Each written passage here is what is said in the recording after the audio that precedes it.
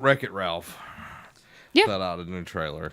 Wreck-It Ralph 2, internet. Breaking Yeah, Ralph breaks the internet or something like that. Wreck-It Ralph 1, thought was really good. Loved it. It's a really fun movie. Definitely King Candy. King Candy, Mario Kart, that sort of deal and Yeah. everything. Thought was awesome. They released a new trailer for the second one this week where Ralph and Pep. Does it mean like Sarah Silverman's character Yeah. goes into the internet. Lollipop? No. I'm looking it up. Candy Candy Kid. goes into the internet and everything. And we see a lot of internet culture, the pop-ups. Pop-up. That was so Hey, funny. you're a winner. You're a winner. And then, you won't believe what happens next. I Yeah. always hate those when you get on there. You've just won a free Amazon gift card. I hate you. Go Hate away. you because I know And you're then you full have of to lies. go out and then you go back in like that. The whole website, like you can't read what the article is, so you're like whatever at that point. But the trailer was really good. I thought it did a really good job of doing everything. I'm curious to see what the antagonist is. A virus. Yeah, I was gonna say just an internet virus. I think they're going to go a little bit deeper. If y'all remember Zootopia dealt a very, very deep way of approaching racism. Yeah, I thought they did a really they presented it in a way that was both understandable. It was understandable to like all ages. Yes, definitely. To approach a subject that they did address. Just because they're different from you doesn't make them Yeah. bad or anything like that. And do it in a way that doesn't ignite anything, Yeah. It hopefully fixes some of those things. And Wreck-It Ralph 2 is made by the same people who made Zootopia. So. Also, the character's name, her name is Vanellope von Schweetz. Okay, Sarah Silverman's character. Vanellope von Schweetz.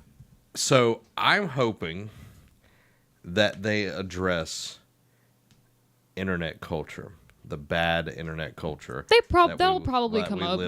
Live in, and like the trolls and everything. Trolls and all of that stuff, and how to react in the internet, because everybody in this day and age, especially if you're growing up now, you're involved in the internet in some way. Oh yeah.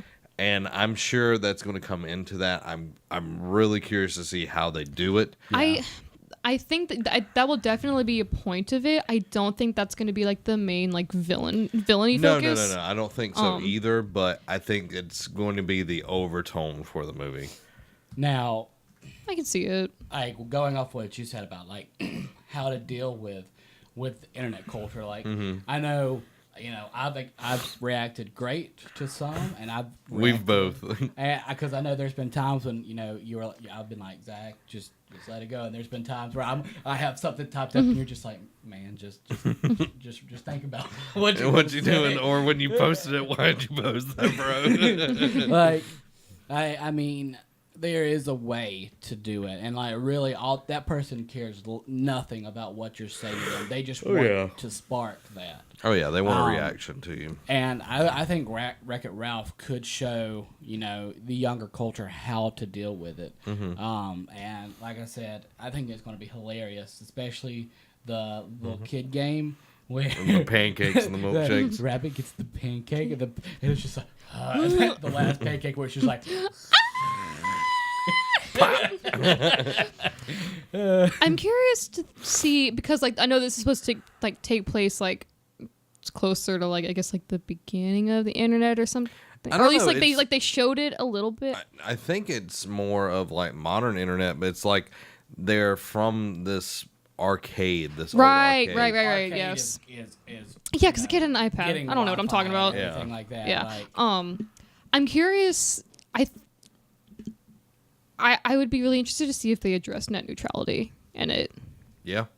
Because I could see them doing that. Maybe that's the enemy.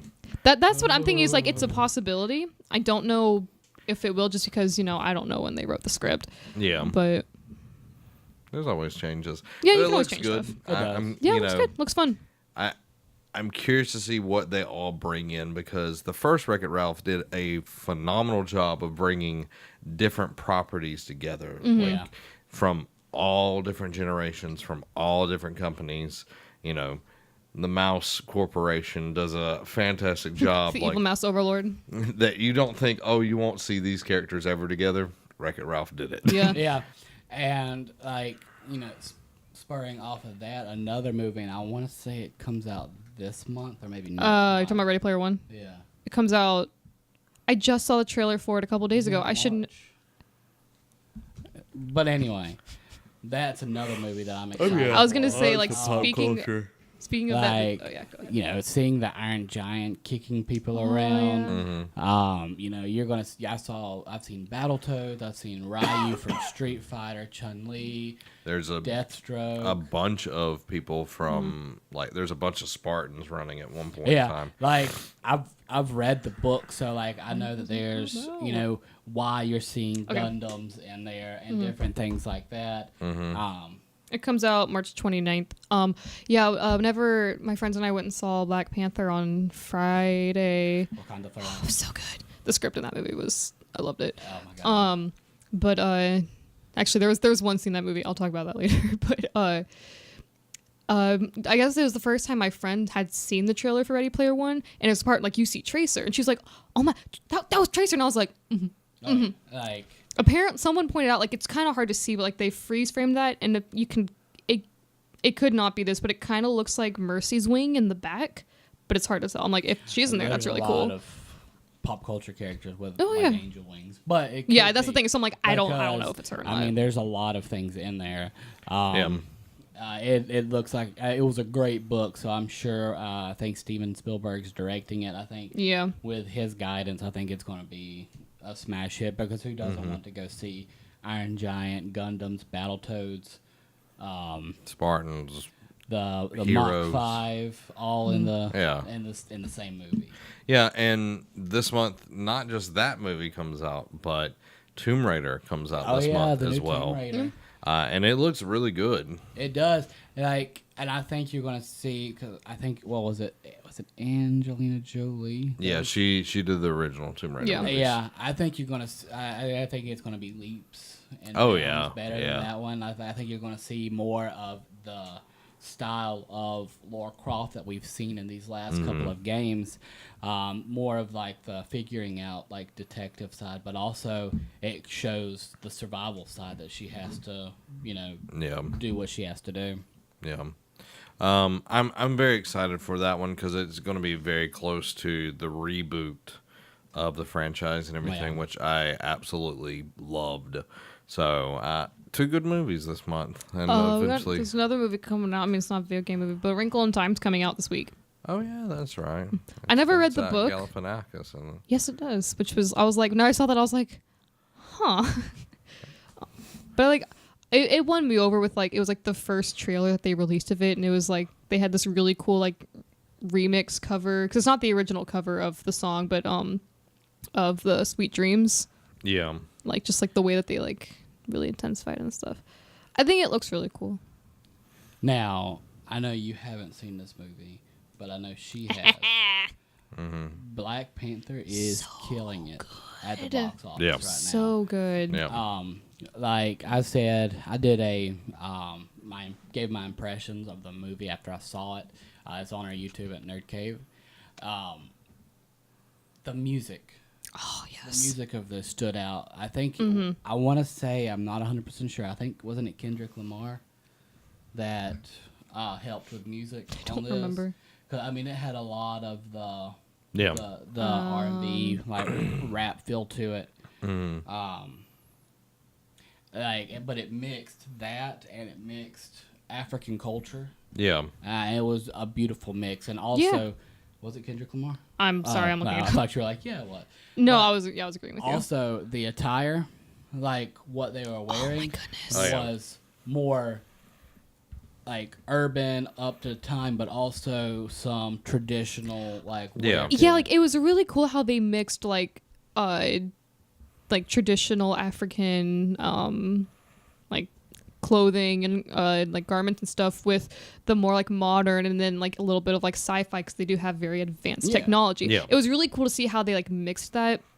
And then like there's the one tribe where like they have these really cool like capes on where like okay that's just like that's like their culture, like that's what they wear, and then it turns out it's actually like a shield, and you're like, Yeah, what? they're like the phalanx. It's like where you pull it up. Yeah. There's also the other tribe where their leaders, the dude with like the big like lip thing in. That's Yes. Like emerald green, but he also wears like this super tight Mhm. like emerald green like suit. Yeah, it's got like a nice suit on him. Like, I mean, and Michael B. Jordan, Oh, best villain Marvel has had. I saw an interview with Chadwick Boseman, the guy who plays T'Challa, and he was saying how like, you know, yes, like he's like the bad guy of the movie, but he's like, this is him. He's like, I don't think that there's like a villain in this movie, because he's like, we're like T'Challa and the character's name, what's his name again? I can't remember.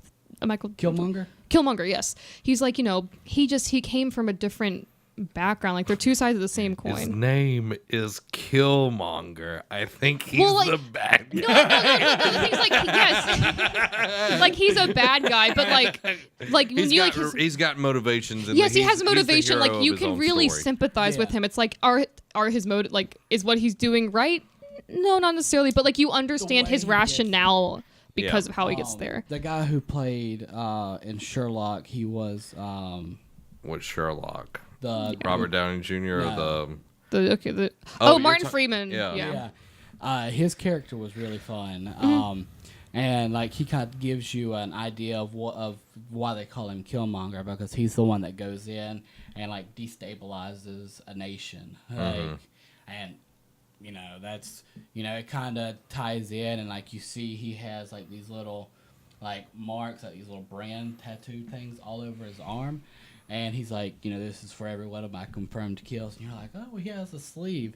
Homeboy takes his shirt off to fight T'Challa, and they're like all over his body. You're like, dang. Okay, yeah, it was like, Kendrick Lamar. And I was like, you've been busy. Yeah, I mean, like he's definitely like the bad guy of the movie, but like he was a very like realistic character. Yeah, like when you have a good villain, they are the hero of their own story. Yes, that's exactly what he said. He was like, you know, you should be the hero in your own story. Like you should be the hero of your own story. So yeah, I mean that's like exactly what Boseman said. Yeah. But I'm curious to watch it. Eventually, I'll get around to it. I was so scared. I was watched Thor Ragnarok. I mean, I can give you the login to my. We'll talk. We'll talk. Shh. Yeah, I was so, because like I've just been so busy. I was so scared I wasn't gonna get to see it in theaters, and I really wanted to. So when I finally got the chance to, I was really happy. Yeah. Like I know a lot of people have been praising it highly for a lot of things. The female cast as well being very strong is something I've been reading a lot about. Yeah, I even talked about that. Like you'd never see, the leader of the general, like when she's going up against Killmonger, you never, and she's holding her own. Like you don't normally see. I mean, she could essentially be like a lead character herself. I would love to see a spin-off movie about the general. That would be amazing. You know, she was in it, and like a lot of stuff tied in with her.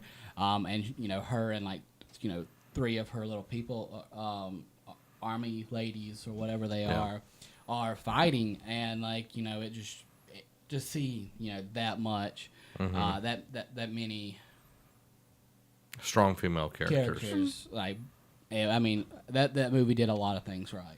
There's some stuff they didn't do right. I won't get into that on here. I'm just like, it was one of those, like, I knew that they weren't going to do it. Let's just say there's something in the comics that was representative of something else, but they didn't do it in the movie. But I'm not surprised they didn't. Don't know what you're talking about, but we can talk about it. I'll talk about it off screen. Just because I don't want to start stuff. Anyway. Yeah. But no, like, and then, but like, it's a weird thing, 'cause like they didn't shove it down your throats that this was a Marvel movie. They weren't, because in a lot of the other Marvel movies, it's like, oh, I wonder what my friend Captain America is doing. Like they name drop a lot, and this one they're just kind of like, you guys know, like it's fine, whatever. Yeah. And I really, it was one of those, like, it felt like a Marvel movie, but in a very different way, and it was really refreshing. Like it's probably one of, if not my favorite Marvel movie so far. Yeah, it ranked up. It's definitely up. It's up there for me. Nice.